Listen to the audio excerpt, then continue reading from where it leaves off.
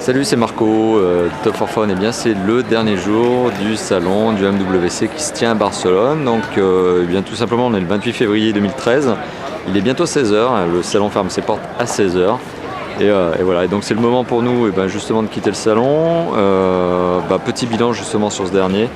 Il y a une partie du salon forcément qui est réservée aux constructeurs, une autre partie qui est plutôt réservée à tout ce qui est autour du hardware, donc autour du constructeur en lui-même, c'est-à-dire plutôt le logiciel, mais aussi les accessoiristes, les applications et autres. Donc cette première partie des constructeurs, en fait voilà, cette année qu'est-ce que l'on a eu? Eh bien on a eu un premier constructeur qui s'appelle Nokia par exemple, qui a dévoilé 4 nouveautés. Alors c'est pas les plus transcendantes des nouveautés qui existent, mais il a dévoilé 4 nouveautés. On a également eu un Sony, mais Sony avait déjà dévoilé son smartphone il y a quelques temps. Donc on nous a dévoilé, on nous a remontré le Sony Xperia Z. On nous a aussi montré la tablette qui va avec, la tablette Z. Ça c'était pour le Sony. Du côté d'Alcatel, pas mal de confirmations de nouveautés, mais qui avaient déjà été montrées au CES, donc en janvier. Donc finalement on a pas mal de confirmations. Rien d'extrêmement transcendant, finalement le plus transcendant de tout ça a été Nokia. On a du ZTE qui nous a montré voilà, le Ascend Mate, etc.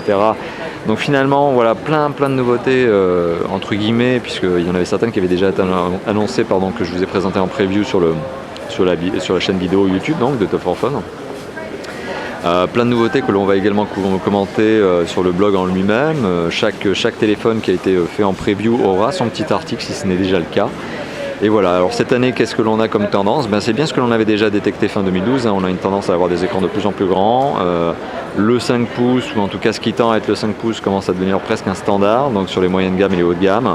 L'entrée de gamme reste plutôt sur les 3,5 pouces, voire parfois des 4 pouces. Donc ça c'est un petit peu la tendance qui se dégage et c'est vraiment une croissance au niveau de la taille des écrans.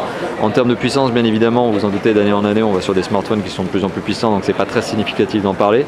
Mais ce qu'il y a aussi comme tendance lourde, c'est la plupart des smartphones qui étaient présents sur le MWC avaient du Jelly Bean en tant que système d'exploitation. Le Ice Cream Sandwich est clairement en train de passer en deuxième plan, donc on était plutôt sur du Jelly Bean. Et des autres tendances, c'est que le NFC commence également à se répandre de manière assez massive sur les mobiles, sans oublier la 4G qui est extrêmement poussée par les opérateurs et qui demande beaucoup en fait aux constructeurs de correspondre à ce besoin et de leur donner des mobiles 4G. Mais alors la 4G bien sûr, c'est plutôt sur des mobiles haut de gamme et des moyens de gamme.